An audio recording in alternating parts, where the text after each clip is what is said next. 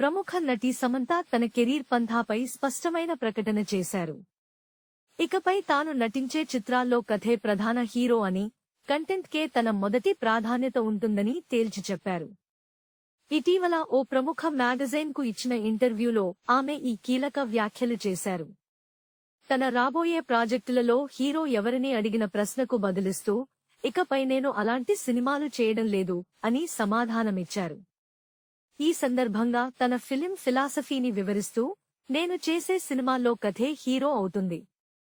కథ అనేది నిర్మాత, నటీనటుల కంటే గొప్పది అని సమంత స్పష్టం చేశారు.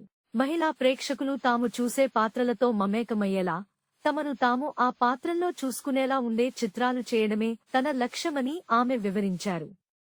ఇదే ఆలోచనతో ఆమె ట్రలాలా మూవింగ్ పిక్చర్స్ పేరుతో సొంత నిర్మాణ సంస్థను ప్రారంభించిన విషయం తెలిసిందే. ఈ బ్యానర్పై నందిని రెడ్డి దర్శకత్వంలో ఆమె నిర్మిస్తున్న తొలి చిత్రం మా ఇంటి బంగారం. ఈ సినిమా జూన్ 19న ప్రేక్షకుల ముందుకు రానుంది. Please subscribe BCN channel. ఇందులో మీకు కావాల్సిన అన్ని రకాల హంగులు ఉంటాయి. Hi, this is MM Sri Lanka. Please subscribe to BCN channel.